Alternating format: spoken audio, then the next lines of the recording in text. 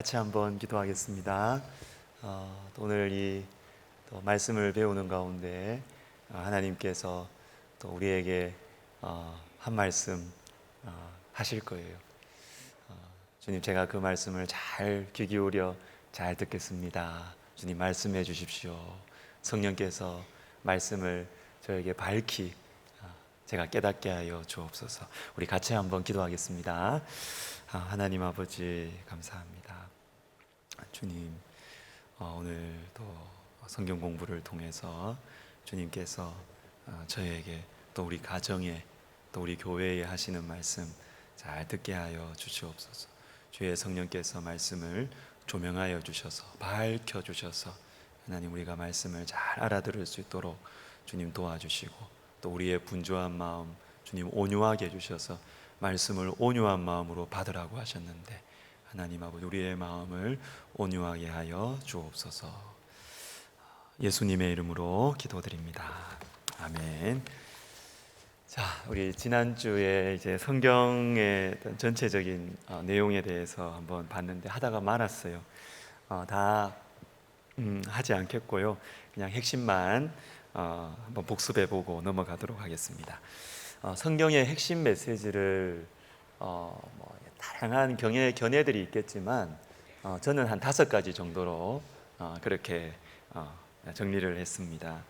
이것은 여러분, 어떤 성경을 보더라도 이 5개를 렌즈로 가지고 이렇게 그 본문을 묵상을 하고 성경 공부를 하시면 크게 벗어나지 않는다. 안전하게 경건한 해석을 할 수 있다, 이렇게 볼 수 있습니다. 첫 번째는 하나님과의 관계입니다. 하나님과의 관계. 어떤 성경을 보더라도 여러분, 하나님과의 관계, 이 차원으로 한번 성경을 좀 보시면 좋을 것 같아요. 제가 대학교 2학년 때였는데요. 대학교 2학년 때 사랑의 교회 오정현 목사님이 그때 남가주 사랑의 교회 사역하실 때 이제 우리 대학부에 오셔가지고 한번 말씀을 전하셨는데, 제가 그때 그 말씀이 잊혀지지가 않습니다. 20년이 훨씬 지났는데도 잊혀지지가 않습니다. 요한복음 6장에 보면 하나님의 일이 무엇입니까? 이렇게 물어요. 예수님한테 사람들이 하나님의 일이 도대체 무엇입니까? 그러니까 예수님 어떻게 대답하시느냐 하면, 하나님의 일은 하나님의 보내신 자를 믿는 것이다, 이렇게. 그러면서 이 오 목사님이 메시지를 강조하시는 겁니다. 사람들이 물었을 때 하나님의 일이 무엇입니까? 했더니 하나님의 일, 이것은 원어로 보면 복수명사라는 거예요. 복수명사. 그런데 예수님께서 대답하신 하나님의 일은 단수명사예요. 예수님은 단수로 대답을 하셨다는 거예요. 그러니까 여러분, 이렇게 보시면 됩니다. 예수님께 와서 이렇게 묻는 거예요. 뭐 할까요? 예수님, 제가 뭐 할까요? 내가 하나님을 위해서 무슨 봉사를 하고 도대체 뭘 할까요? 이거 할까요? 저거 할까요? 뭘 할까요? 이렇게 막 물었어요. 그때 예수님께서 하시는 말씀이 뭐냐면, 하나님의 일은 하나다. 하나인데 그것은 하나님의 보내신 자 예수 그리스도를 믿는 거야. 믿는 거야. 참 그 메시지가 제 마음속에 참 잊혀지지 않습니다. 여러분, 우리 신앙생활에 있어서 중요한 것이 무엇입니까? 내가 뭘 하고 중요해요. 근데 여러분, 그게 가장 중요한 건 아니에요. 내가 뭘 하는 게 중요한 게 아니라 하나님과의 관계가 중요한 것입니다. 여러분, 생각해 보세요. 부부가 있습니다. 부부가 있어서 막 이렇게 남편이 보석도 사주고 다 사줘요.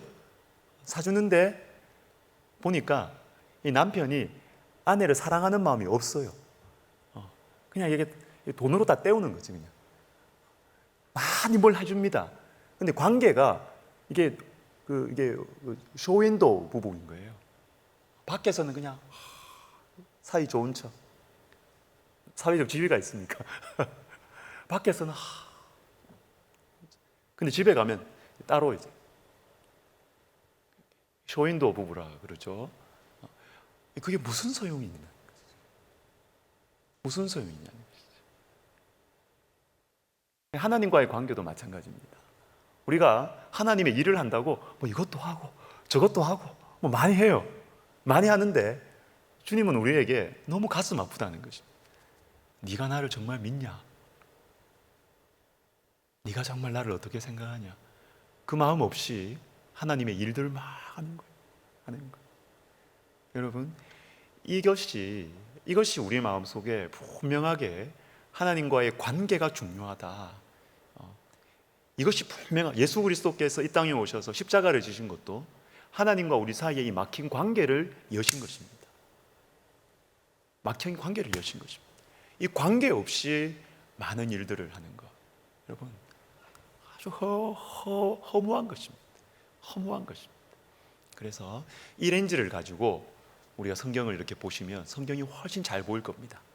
여러분의 삶 속에 들어올 것입니다.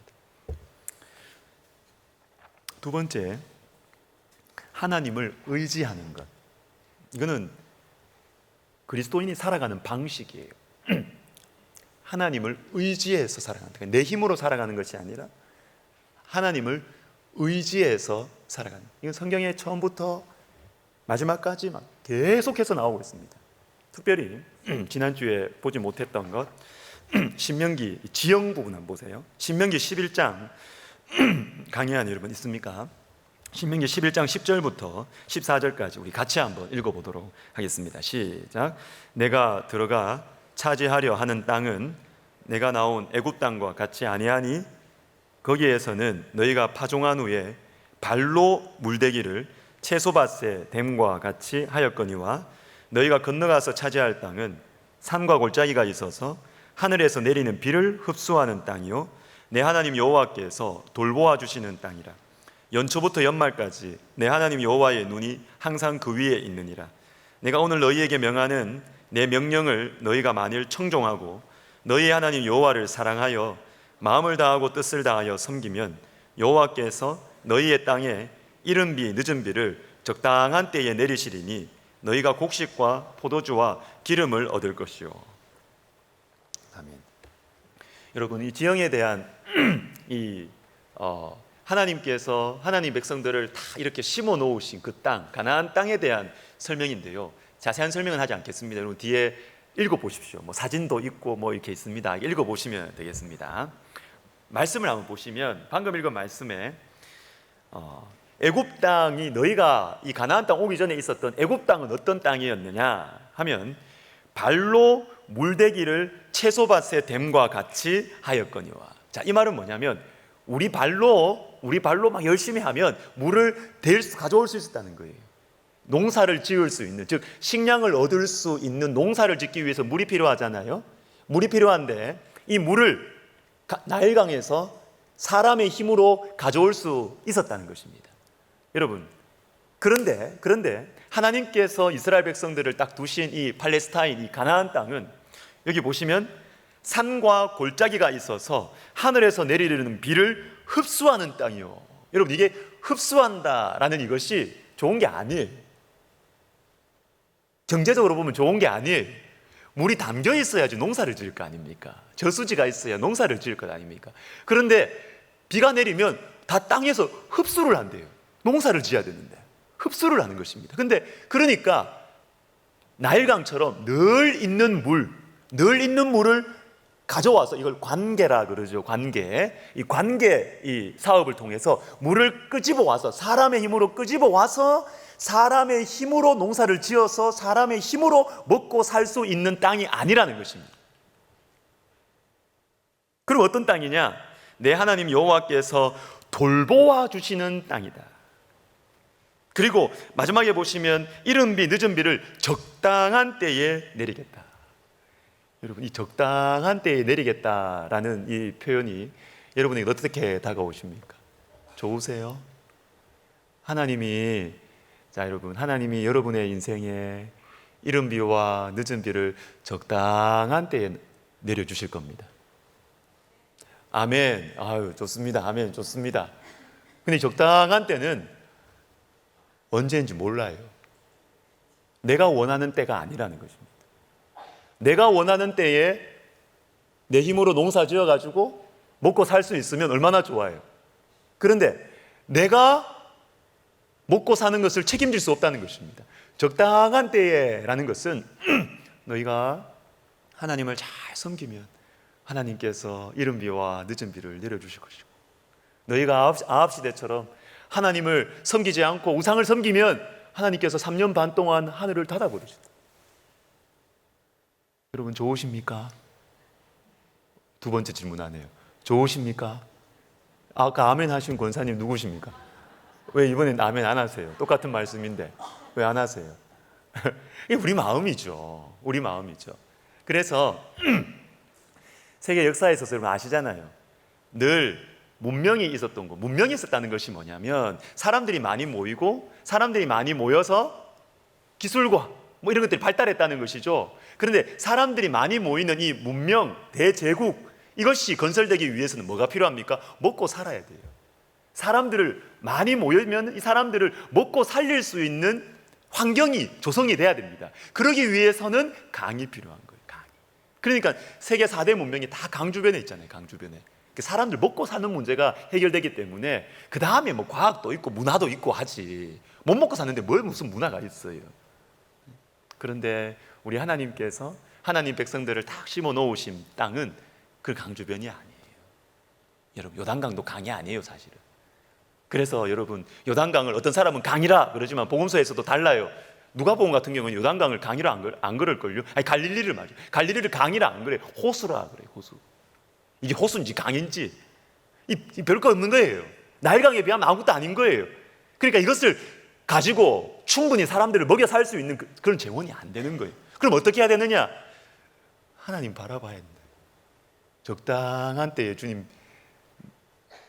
비 내려주시도록 하나님 바라봐야 되는 거예요. 그곳에 주님이 다 하나님 백성들을 두신 거예요. 그리고 이 땅은 어떤 땅이냐 하면, 저는 이렇게 이 팔레스타인 지역을 보면 우리나라하고 참 비슷하다 이런 생각을 합니다.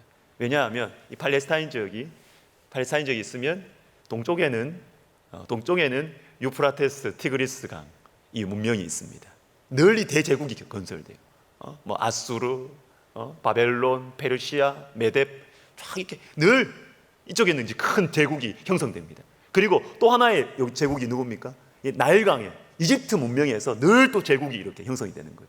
근데 이 큰 강대국들이 있으면 이 두 세력들이 늘 한쪽에 힘이 있으면 이걸 잡아먹으려고 그러는 거예요.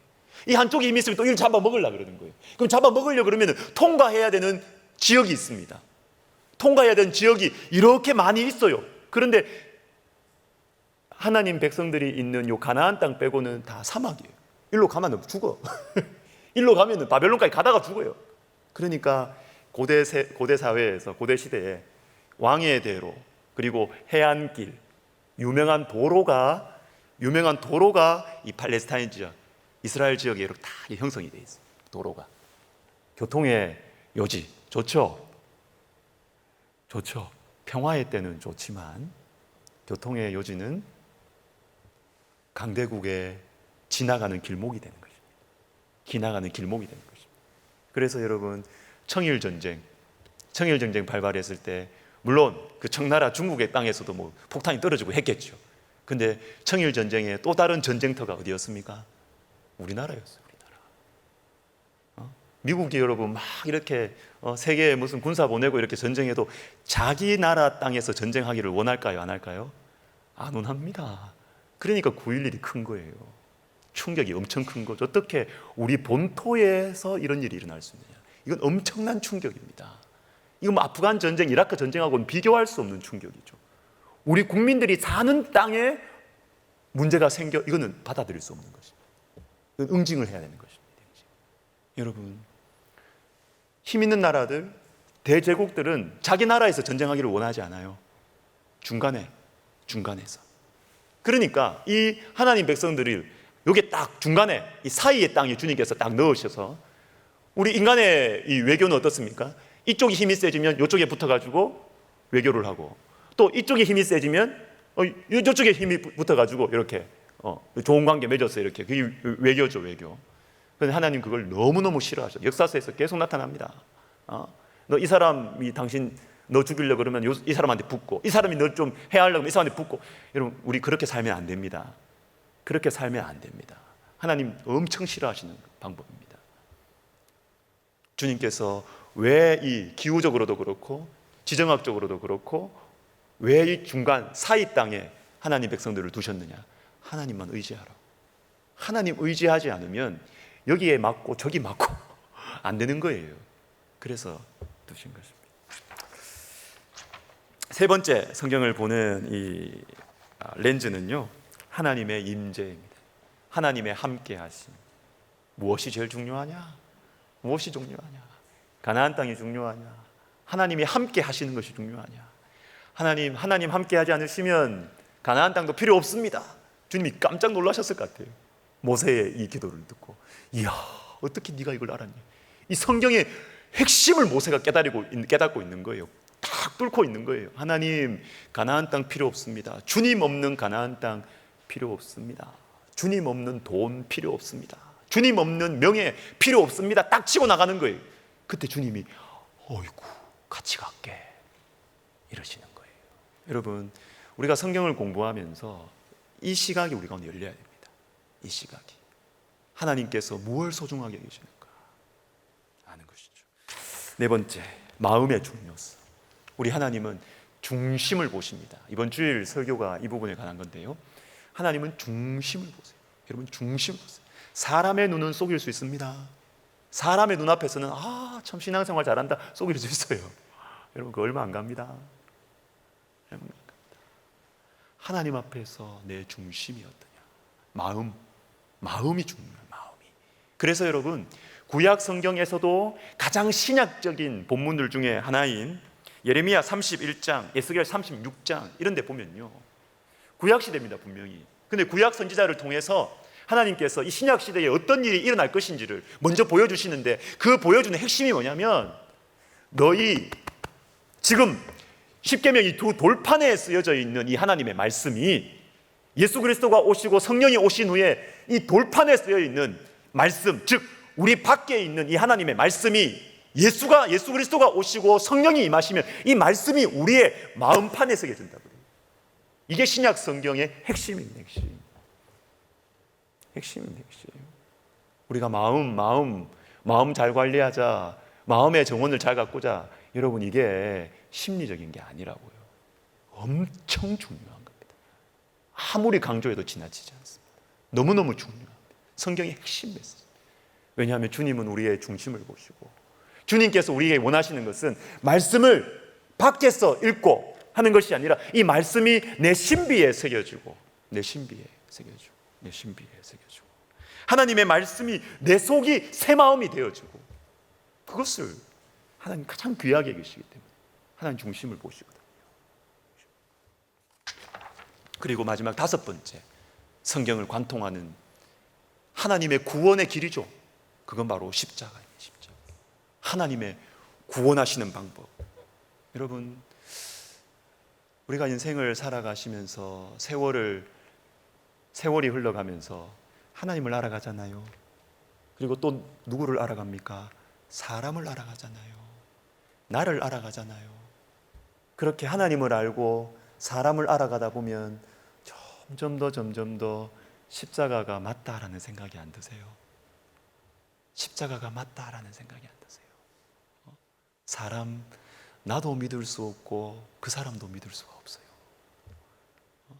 정말 만물 중에 심히 부패하고 거짓된 것은 사람의 마음이라는 예레미야 17장의 말씀이 맞아요. 이 세상에는 의인이 없고 하나도 없다라는 로마서 3장의 말씀이 맞다고요, 진짜. 그래서 우리가 우리 스스로를 구원할 길이 없고 오직 하나님의 아들 예수 그리스도의 죽으심으로 말미암아 우리가 구원받을 수 있는 유일한 길이다. 여러분, 점점 알아가지 않습니까? 이 십자가는 하나님의 구원의 클라이막스인 것입니다. 이 다섯 가지 렌즈를 제가 소개해 드립니다. 자, 이제 오바댜서를 들어갑니다. 우리 1절부터 4절까지 보겠는데 우리 같이 한번 읽어보도록 하겠습니다. 우리 강의 안에 있죠. 우리 같이 읽습니다. 시작. 오바댜의 묵시라. 주 여호와께서 에돔에 대하여 이와 같이 말씀하시니라. 소식을 들었나니 곧 사자가 나라들 가운데에 보내심을 받고 이르기를 너희는 일어날지어다. 우리가 일어나서 그와 싸우자 하는 것이니라. 보라, 내가 너를 나라들 가운데에 매우 작게 하였으므로 내가 크게 멸시를 받느니라. 너의 마음에 교만이 너를 속였도다. 바위 틈에 거주하며 높은 곳에 사는 자여, 내가 마음에 이르기를 누가 능히 나를 땅에 끌어내리겠느냐 하니 네가 독수리처럼 높이 오를 것이며 별 사이에 깃들일지라도 내가 거기에서 너를 끌어내리리라. 여호와의 말씀이니라. 아멘. 여러분, 오바댜서 익숙하지 않습니다. 한 장밖에 안 돼요. 그래서 실제로 구약 성경에서 가장 긴 말씀이 뭐냐면 예레미야서예요. 예레미야서의 1.3%밖에 안 됩니다. 오바댜서는 가장 짧습니다. 그리고 여러분, 오바댜라는 이 사람의 이름 뜻은 뭐냐면 오바댜는 성경에 한 10명 이상이 나온답니다. 10명 이상. 요즘 이제 20분, 하루 20분 공동체 성경 읽기. 저도 이거 오바댜서를 보다 보니까 이게 옛날에는 오바댜가 잘 눈에 안 띄었는데 요즘에 보니까 가끔씩 오바댜가 눈에 보여요. 어떤 무슨 신화 중에 오바댜가 또 나오고요. 저는 열왕기상 18장에 나오는 아합의 이 신하 오바댜 이것만 알았는데 보다 보니까 좀 다른 오바댜들이 많아요. 성경에 오바댜가 10명 이상 나오고 있습니다. 오바댜의 뜻은 여호와의 종이라는 뜻이에요. 여호와의 종. 자, 이 오바댜서의 이 주제를 보시면요, 주제가 뭐냐면 오바댜서는 에돔을 향한 말씀. 에돔을 향한 말씀. 에돔을 하나님께서 멸절하실 것이다. 1장 1절을 다시 한번 보시면요, 주 여호와께서 에돔에 대하여 이와 같이 말씀하시니라. 에돔에 대하여. 왜 에돔이냐? 좀 이따 보겠습니다. 우리가 여호와께로 말미암아 소식을 들었나니. 자, 이거 보세요. 자, 여러분, 선지자가 지금 하나님의 말씀을 전하는데 그냥 오바댜의 묵시라 하면서 내가 생각하는데 이렇다, 이건 내 생각이다, 이렇게 하지 않습니다. 그렇게 하지 않고 여호와께로 말미암은 소식을 내가 들었다. 이것은 뭐냐면 자기가 지금 하는 말이 하나님의 말씀이라는 이 권위를 말하는 것입니다. 이것은 선지서뿐만이 아니라 서신서, 신약 성경의 서신서도 이 방법이 자주 나와요. 고린도전서 1장 1절을 제가 읽어드리겠습니다. 하나님의 뜻을 따라 그리스도 예수의 사도로 부르심을 받은 바울과 형제 소스데네는 하면서 첫인사하고 고린도 교회에 하나님의 말씀을 전달합니다. 그런데 내가 어떤 사람이냐 이것에 대해서 굳이 밝혀요. 이건 여러분, 나 무시하지 마, 이게 아닙니다. 내 프로필을 말하는 것이 아닙니다. 나는 내 생각을 지금 말하는 것이 아니라 내가 지금 너희들에게 들려주는 이 오바댜서는, 내가 너희들에게 지금 들려주고 있는 이 고린도전서는 여호와께로 말미암은 것이고 나는 그리스도 예수의 사도다. 사도는 보내심 받은 자라고 그러죠. 예수 그리스도께서 보내신 사람, 이 바울이 내가 너희에게 이 말씀을 전한다. 그러니까 이 말씀을 하나님의 말씀으로 받으라는 것입니다. 하나님의 말씀으로 받으라는 것입니다. 여러분, 오바댜서는 하나님의 말씀이에요. 하나님의 말씀이에요. 이거 믿지 않으면 이 말씀 공부할 필요가 없습니다. 이게 입구입니다, 입구. 자, 그리고 나서는 보십시오. 곧 사자가, 천사들이 나라들 가운데에 보내심을 받으면서 이르기를 뭐냐면 너희는 일어날지어다. 우리가 일어나서 그와 싸우자 하는 것이니라. 이렇게 되어 있습니다. 자, 우리가 일어나서 싸우자. 그러니까 여호와의 천사들이 에돔을 향하여 나아가서 우리가 일어나서 싸우자 그럽니다. 그러면 여러분 생각해 보세요. 에돔이 이스라엘을 괴롭혔으면 이스라엘이 싸워야 될 거 아닙니까? 그런데 이 오바댜서는 이스라엘이 싸우는 것이 아니라 하나님의 천사들이 이스라엘을 위해서 대신 싸워줘요. 얼마나 감사합니까? 대신 싸워준다. 그것도 우리가 일어나서 그와 싸우자 그럽니다. 우리가 일어나서. 우리가 일어나서. 하나님의 천사들이 우리를 위해서 우리가 너무 연약할 때 하나님께서 일어나서 싸우십니다, 여러분. 내가 일어날 힘이 없을 때는 하나님이 일어나서 싸우시고 하나님의 천사들이 우리를 위해서 대신 일어나서 우리 대신해서 싸워주십니다. 그런데 여러분, 성경 보실 때, 특별히 시편을 보실 때 하나님이 일어나사라는 표현이 자주 나와요. 하나님이 일어난다. 이게 무슨 의미냐 하면, 요거는 뿌리가 되는 말씀이 있습니다. 각 줄을 보십시오. 민수기 10장이다. 민수기 10장 35절 36절 우리 강의 안에 있으시죠? 우리 같이 읽겠습니다. 시작. 괴가 떠날 때에는 모세가 말하되 여호와여 일어나사 주를 미워하는 자가 주 앞에서 도망하게 하소서 하였고, 괴가 쉴 때에는 말하되 여호와여 이스라엘 종족들에게로 돌아오소서 하였더라. 아멘. 자, 여러분, 이 민수기 10장 이 말씀은 어떤 거냐면, 광야에서 이제 출애굽을 했습니다. 출애굽을 하고 이제 하나님 백성들의 숫자를 다 세하렸어요. 민수기 이제 넘버스라 그러잖아요. 민수기가 사람 수 세하는, 사람 수인데 그냥 수가 아니라 싸움에 나갈 만한 사람들을 세우는 거예요. 싸움에 나갈 만한 여호와의 군대라고 보는 것이죠.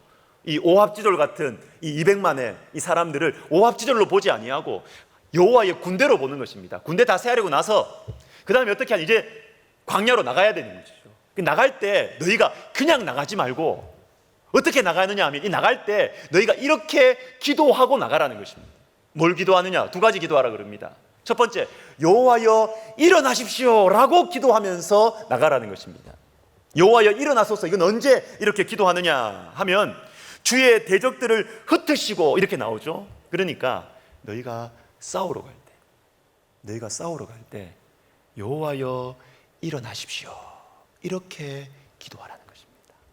여호와여 일어나십시오. 그래서 요 말씀을 그대로, 이 말씀을 붙들고 다윗이 이런 기도를 자주 해요. 시편 3편을 대표적으로 했는데 여러 개 나옵니다.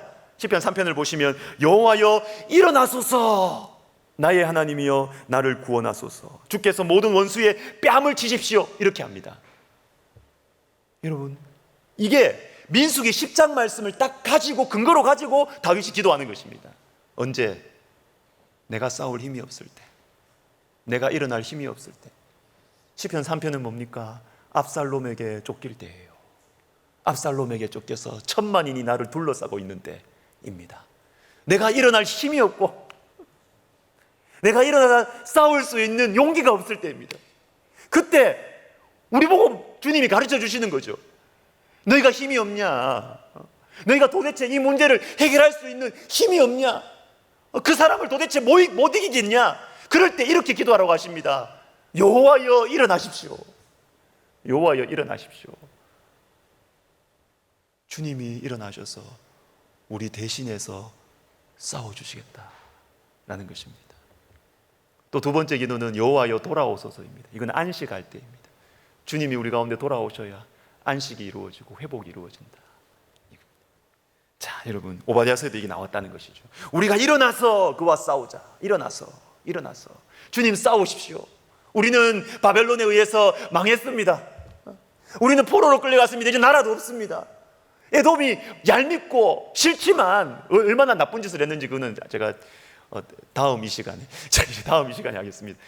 얼마나 나쁘고 야비한 짓을 했는데 우리가 복수해주고 싶어요. 근데 복수할 힘이 없습니다. 우리에게 복수할 힘이 없을 때 어떻게 하느냐? 주님께서, 주님의 천사들이 일어나셔서 우리를 대신해서 싸우신다.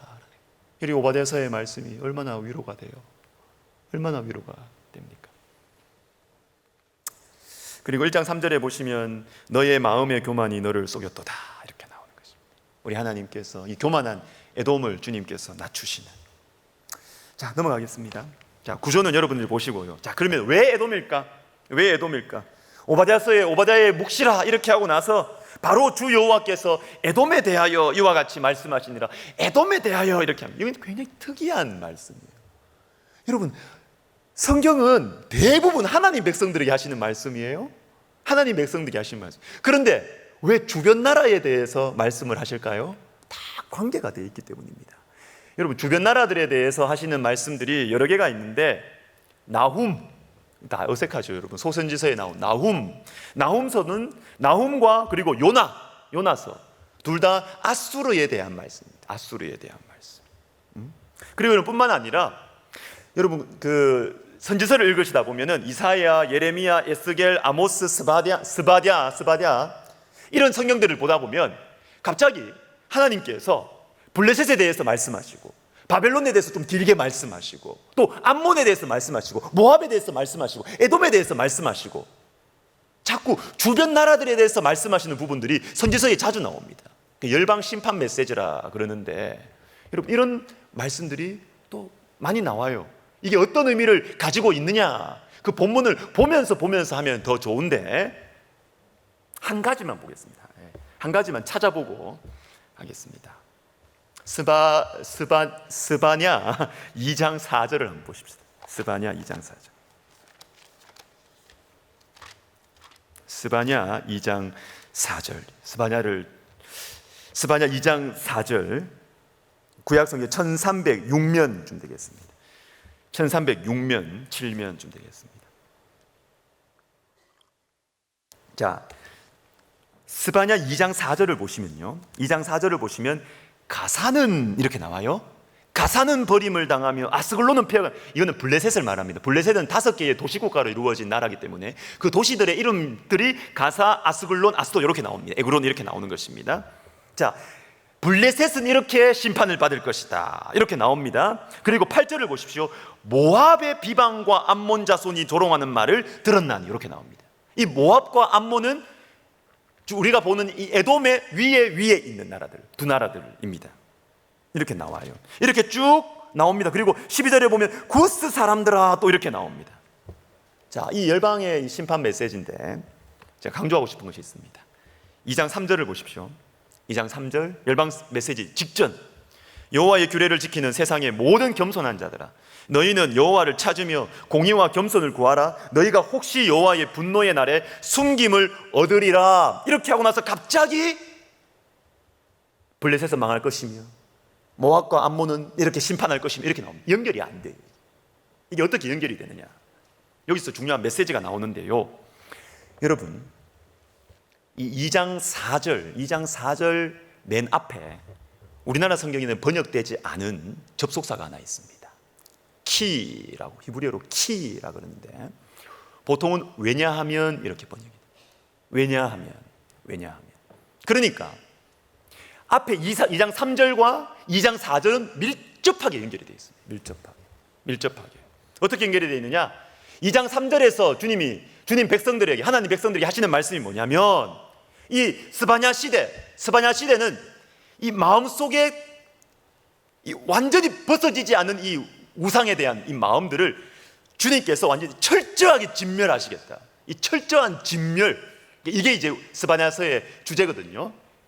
이 철저한 진멸. 그런데 이 상황 속에서 너희가 여호와의 규례를 지키는 세상의 모든 겸손한 자들아, 이렇게 살아라는 것이죠. 지금이라도 이렇게 살아라는 것입니다. 그리고 여호와를 찾으라는 것입니다. 공의와 겸손을 구하라는 것입니다. 그래야 여호와의 분노의 날에 숨김을 얻을 것이다. 살 길을 딱 보여주세요. 그러니까 하나님을 찾으라는 것입니다. 하나님을 찾는 것이 너희가 살 길이다, 이렇게 보여주세요.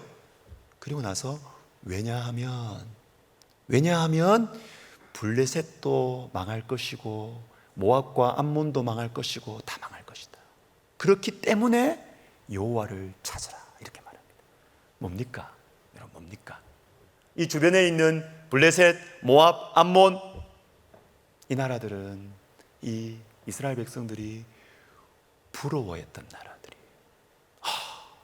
우리보다 강한 철기 문화를 가지고 있구나, 철병거를 가지고 있구나, 우리를 늘 괴롭히는, 우리를 늘 공격하는 그런 힘을 가지고 있는, 그래서 모압의 우상을 가져와 가지고 막 숭배하기도 하고요. 이스라엘 왕들 중에 부러워하는 나라들이었어요. 그래서 조금만 힘이 들면 블레셋에 좀 도움을 청할까, 모압에 도움을 청할까, 이렇게 하는 것입니다. 주님 말씀하시는 것입니다.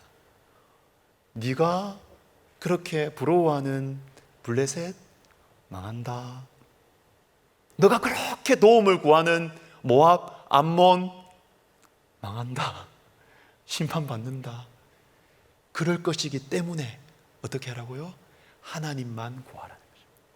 하나님만 구하라. 이게 열방 메시지의 그냥 하나의 예고요. 다른 부분들을 보면 또 다르게도 나와요. 또 재밌는 부분이 아모스예요. 아모스를 보시면 여러분, 아모스 1장, 2장의 열방에 대한 메시지가 좀 찾지는 않겠습니다. 보시면 쭉 나옵니다. 주변 나라들 하나씩 다 칩니다. 주님께서 이것도 모압의 서너 가지 죄 때문에 심판할 것이며 심판할 것이며 쭉쭉쭉쭉 하는데, 아모스는 남유다 출신이지만 북이스라엘에 가서 하나님 말씀을 전한 선지자예요. 그런데 이 북이스라엘에게 전하는데 갑자기 열방에 대한 주변 나라들을 치시는 거예요. 하나님께서. 기분 좋겠죠, 처음에 들을 때. 그런데 이게 시간이 가면 갈수록 이상해요. 치다가 보니까 갑자기 주님이 남유다도 주님께서 심판하신다. 남유다의 서너 가지 죄로 인해서 심판하신다. 이때 이 말씀을 듣는 북이스라엘 백성들이 바짝 긴장을 하는 것입니다. 왜? 모압, 암몬 칠 때는 당연하지, 저 우상 숭배하는 나쁜 나라들 주님께서 심판하시건 당연하지, 이렇게 했지만 남유다, 우리보다 더 경건하거든. 우리보다 더 경건한 백성도 주님께서 서너 가지 죄 때문에 치신다. 큰일 났다. 웬걸 맞았어요. 그 다음에 나오는 것이 바로 북이스라엘의 서너 가지 죄 때문에 북이스라엘을 치는 최종 목적지는 북이스라엘이었어요. 이런 것도 이제 있습니다. 여러분, 열방 심판 메시지 여러 가지 나오는 거 보시면 되겠습니다. 자, 그러면 왜 에돔인가? 오바댜서는 왜 에돔에 대한 말씀을 하실까? 여러분, 이것은 에돔이 뭡니까? 여러분, 에돔은 누굽니까? 누구의 후예입니까? 에서의 후예입니다. 에돔이라는 뜻은 붉은이라는 뜻이에요. 붉은, 붉다라는 뜻이. 이게 에서가 이제 붉었죠. 야곱의 형 에섭의 후예들. 그런데 왜 그러면 이 형제인 이 나라를 왜 이렇게 하나님께서 심판하시려고 하시느냐 하면, 원래 하나님께서 출애굽에서 이렇게 가나안 땅을 이렇게 향해 갈 때 하나님 말씀하셨어요. 에돔은 너의 형제니까 에돔과는 싸우지 마라 그랬어요. 그래서 하나님 안 싸우시, 하나님 백성들이 안 싸워요. 모세가 그거를 말씀에 순종합니다. 에돔 왕이 모세가 부탁했습니다. 에돔 너희 길 좀 통과해서 가자. 그럼 훨씬 빠르니까. 근데 에돔 왕이 그걸 거절해요. 얼마나 얄미워요. 형제면 좀 도와줘야지. 그래도 길을 둘러서 가더라도 하나님 백성들이 에돔을 건드리지 않습니다. 에돔과 싸우지 않아요. 에돔이 얄미웠어요. 그런데 문제가 뭐냐? 야곱 족속이 망할 때, 바벨론에 의해서 야곱 족속이 망할 때, 이 형제인 에돔 나라, 이 에돔 족속이 이 고난당하는 형제를 외면하고 도리어 바벨론의 편에 들어서 형제를 더 못살게 굴었고 약탈을 일삼고 그렇게 했어요. 그래서 하나님께서 이 하나님 백성들의 이것을 주님께서 갚아주시는 겁니다. 이게 오바댜서의 내용인 것입니다. 그래서 여러분, 오바댜서 1장 10절, 11절, 12절에 보시면 쭉 나옵니다. 네 형제가 고난당할 때 네가 멀리 섰었지? 형제의 날, 곧 그 재앙의 날, 남유다가 재앙을 받은 그날, 유다 자손이 패망하는 그날에 너가 기뻐했지? 그 고난의 날에 네가 입을 크게 벌리며 웃었지. 이렇게 하는 거예요. 에돔의 근본적인 죄악이 무엇이냐?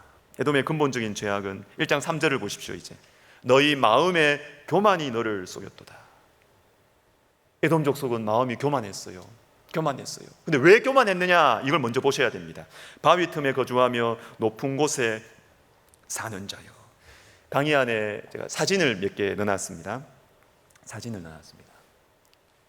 제가 이거 오바댜서 이게 계속 이렇게 관심이 있으니까 그 유튜브에 뭐 에돔 뭐 이런 걸 좀 자주 봤어요. 보니까 세계를 일주하는 여행가들이, 그 여행을 많이 하는 세계 일주 여행하는 사람들이 세계 이곳저곳을 다니다 보면 지루해진대요. 여기 봐도 뭐 그렇고 저기 봐도 그렇고 좋은 경치도 계속 보면 별로 안 멋있는가 봐요. 그래서 지루해진대요. 그런데 그 세계를 여행하는 이 탐험가들에게 회자되는 말이 있답니다. 경치가 지루해질 때 이 에돔 족속이 살았던, 지금 요르단 지역이거든요. 이 에돔 족속이 요르단의 페트라를 가보라. 페트라를 가면 그 지루함이 다 사라진다. 그만큼 너무나 놀라운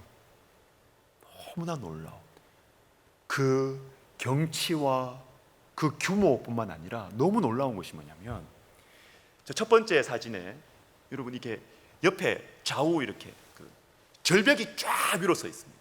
절벽이 쫙 서는 그 절벽 사이에 아주 작은 길이 이렇게 딱 있습니다. 아주 작은 길이 있습니다. 옆으로 이렇게 터져 있는데 안으로 들어가는 아주 작은 길이 있습니다. 작은 길이 있는데 그 안으로 들어가면 두 번째 사진처럼 놀라운 어떤 건물들이 나오는 거예요. 그 안에 살고 있는 거예요. 그 안에 에돔 족속이 살고 있는 거예요. 그러니까 여러분 이게 무엇을 의미하느냐 하면, 이렇게 말씀하잖아요. 우리를 끌어내릴 자가 없다. 우리 누가 끌어내고, 우리는 지지 않는다. 왜 지지 않나? 난공불락의 요새에 살고 있기 때문에. 왜?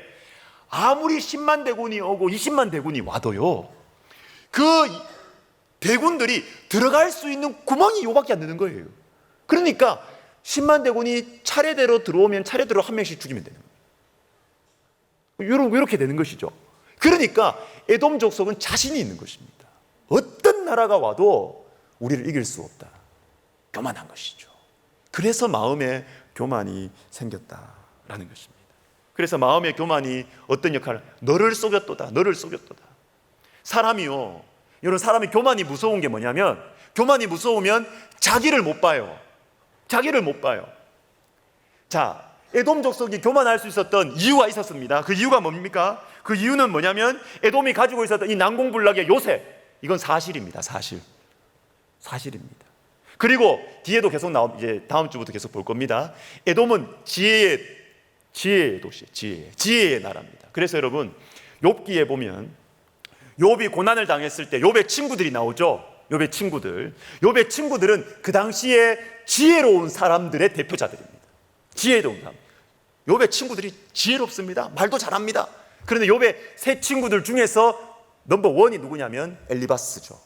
엘리바스가 어디 사람 엘리바스? 여러분, 제가 초콜릿 하나 가져왔어야 되는데 여러분, 어디 사람 엘리바스? 대만 사람 엘리바스. 대만 사람. 근데 이 대만이라는 지역이 에돔이에요. 그러니까 에돔 하면 지혜로운, 똑똑한 나라, 똑똑한 사람들이 많은 곳. 그래서 이런저런 다른 이유들도 다음 주에 보겠습니다. 다른 이유들 때문에 사실입니다. 지혜로운 사람들 많았습니다. 사실입니다. 난공불락의 요새에 살고 있어서 국방력이 탁월했습니다. 사실입니다. 사실 맞아요. 근데 문제는 뭐냐면, 왜 교만이 나를 속였다라고 하냐면, 이건 사실이지만 사실이 아닌 것이 있었어요. 내가 안전한 곳에 거하고 나에게 지혜가 있다는 것은 사실이지만, 그것 때문에 내가 절대적으로 안전하다라는 것은 거짓말이에요. 자, 우리에게 적용해 보겠습니다. 자, 여러분 지금 건강하십니까? 좀 대답 안 하셔도 돼요. 마음속으로만 대답하시면 돼요. 여러분, 자기 집을 가지고 계십니까? 돈을 한 10억 원 이상은 가지고 계십니까? 자, 마음속으로만 대답하십시오. 표정으로 다 드러나는 것 같지만 여러분 마음속으로만 대답을 하십시오. 한 10억 이상을 가지고 계십니까? 자식들이 너무 좋은 대학 나와가지고 생각만 해도 이렇게 너무 좋아서 눈물이 납니까? 자, 다 사실이에요. 그걸 부정하는 게 아니에요. 다 사실이에요, 사실. 그런데 내가 이것도 있고 이것도 있기 때문에 내 인생은, 우리 가정은 누구도 끌어내릴 수 없다. 이건 사실입니까? 사실이 아닙니까? 사실 아닙니다. 그건 사실 아닙니다. 거기에서 교만이 나를 속인다는 게 여기서 나오는 거예요. 속는 거죠. 재물 주님 주신 겁니다. 제가 그 재물을 무시하고 멸시하는 게 아닙니다. 주님 주신 축복이에요. 맞아요. 주님 주신 거예요. 우리 살라고 주님 주신 거 맞습니다. 그걸 말하는 게 아니에요, 여러분. 맞습니다. 자녀들이 잘 컸습니다. 축복이죠. 축복이죠. 그걸 말하는 게 아니라고요. 그런데 그게 있다고 해서 하나님 의지하지 않아도 된다. 하나님의 도우심 필요 없다. 나는 절대적으로 안전하다. 나는 결코 우리 집안은 망하지 않는다. 그게 바로 너의 교만이 너를 속였도다 하는 것입니다. 헷갈리시면 안 돼요. 사실, 주님이 주신 축복 사실. 근데 그 사실로 인해서 교만해지시면 이상한 사실을 내 스스로 만들고 나를 속입니다. 에돔이 고함정에 빠져버린 것입니다. 고함정. 마무리할게요.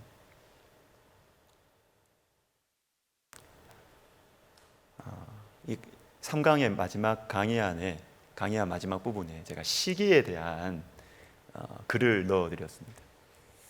이건 제가 쓴 글이기 때문에 제가 이제 거리낌 없이 넣어서 이게 신대원 교재로 쓰고 있는 7가지 죄, 피해야 할 7가지 죄, 이 교회사에 7가지 대죄라는 게 있습니다. 대죄, 조심해야 되는 7가지 대죄라는 게 있는데 그거에 대한 작은 소그룹 교재를 이제 제가 몇 년 전에 썼는데요. 이 중에 시기라는 것이 있습니다. 시기. 왜 이 시기를 제가 이 오바댜서에 넣었느냐 하면 오바댜서의 핵심적인 이 적용점이 바로 시기입니다. 시기. 형제인데 에돔은 유다에 대한, 이스라엘 백성에 대한 영적인 열등감이 있었어요. 이해되시죠? 에서가 야곱에 대해서 가졌던 그 배신감, 왜 나는 영적인 축복을 못 받는가? 아버지의 축복을 왜 못 받는가? 영적인 열등감이 있는 것입니다. 그래서 야곱 족속이 망할 때 너무너무 기뻐하면서 오히려 원수보다 더 악랄하게 형제의 나를 기뻐하고 약탈하고 그렇게 인신매매까지 했습니다. 에돔이, 유다 족속을 인신매매까지 했습니다. 왜 그럴까요? 영적인 시기심, 영적인 열등감 때문에 그렇습니다. 자, 여러분, 남의 이야기입니까? 남의 이야기입니까? 여러분, 영적인 열등감을 가지고 있는 대상이 없으십니까? 대상이 없으십니까?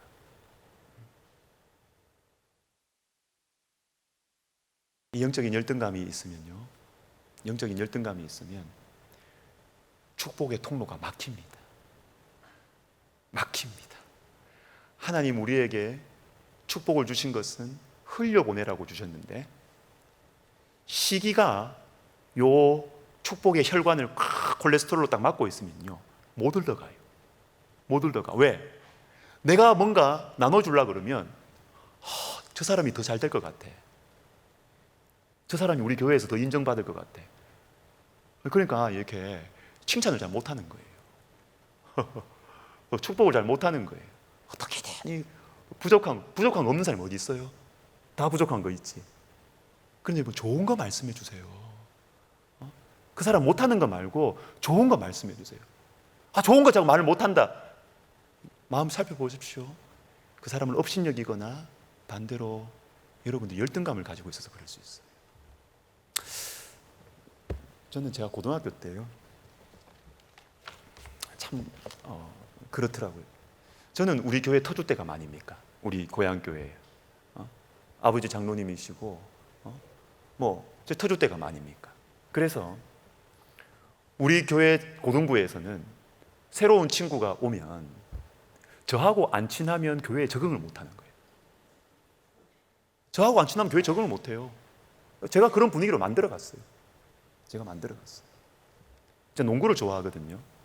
예, 농구를 좋아하는데 우리는 우리 고등부에서 예배 마치고 나면 공부하고 나면 옆에 있는 대학에 가가지고 농구했어요.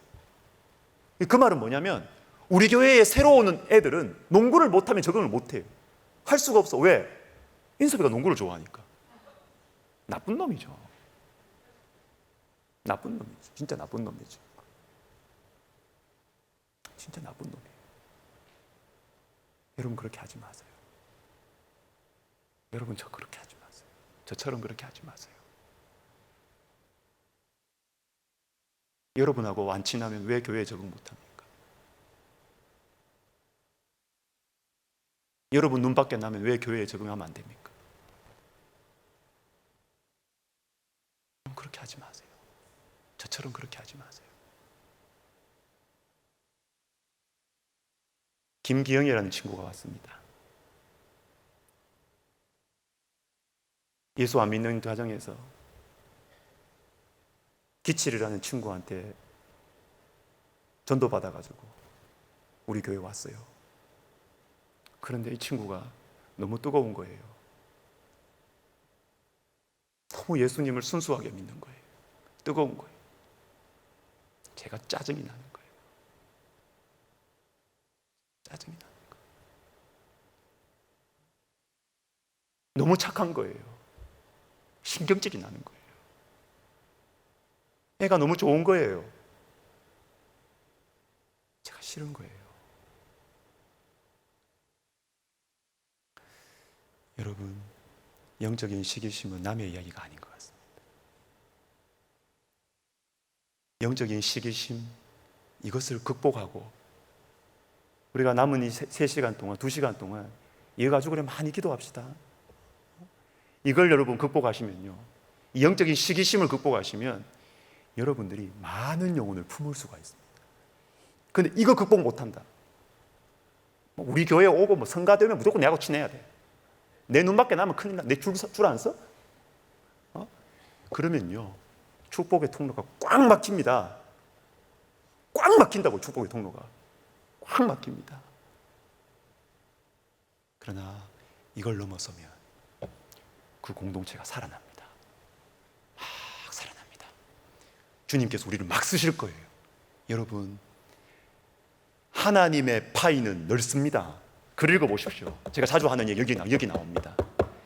하나님의 파이는 넓습니다. 하나님의 파이는 내가 저 사람이 인정을 받아도 하나님께서 주실 수 있는 축복은 아직도 무한정으로 남아있다고요. 그 사람 잘 돼도 괜찮아요. 그 사람이 우리 교회에서 인정받아도, 그 사람이 우리 학교에서 인정받고 사랑받아도 괜찮다고요. 괜찮다고. 내 자리 뺏어갈까 봐 염려하지 마세요. 염려하지 마세요. 주님의 축복은 엄청 넓습니다. 엄청 넓습니다. 이 마음을 가지고 잘하는 게 보이고 신실함이 보이면 축복해 주세요. 사랑해 주시고 세워주세요. 그러면 여러분, 내게 뺏길 것 같죠? 하나님 그렇게 안 하세요. 우리 주님께서 마음 놓고 눈치 안 보시고 우리에게 축복하실 수 있다고요. 내가 축복해줘도 뒷거 안 놓치려고 꽉 잡고 이렇게 하고 있지 않네? 내가 축복해줘도 막 흘려보내네. 내 마음에 딱 든다. 주님이 눈치 안 보시고 막 부어주시는 거예요. 막 부어주시는 거예요. 여러분, 이 오바댜서를 통해서 이 영적인 열등감, 영적인 시기심을 극복해서 정말 우리가 막힘없는 넓은 축복의 통로로 쓰임받는 우리 모두가 되시기를 예수님의 이름으로 축복합니다. 아멘. 우리 기도하십시다. 기도하면서 우리 또 개인 기도하고 또 교구 모임 가시고 이렇게 하실 텐데, 우리 불 꺼주시고요. 불 꺼주시고 기도합시다. 하나님, 제 안에 있는 이 영적인 이 열등감, 욕심, 하나님 이기게 해주시고, 주님 가까이에 있는 사람들에게 특별히 이런 문제가 생길 수가 있습니다. 에서와 야곱, 하나님 이 오바댜서를 통해서 주님 제가 제 마음이 넓어지게 해주십시오. 제 마음이 넓고 깨끗한 축복의 통로가 되게 해주셔서 정말 주님께서 결국은 영혼들을 섬기는 것이 하나님 백성들의 이 특징이거든요. 영혼을 섬겨야 돼요. 일을 잘하는 것보다 영혼을 섬기고 사람을 섬기는 것이 하나님 백성의 아주 특별한 이 특징이고 핵심이에요. 핵심. 하나님 그래서 영혼을 잘 섬기고 품는 그러한 주님의 사람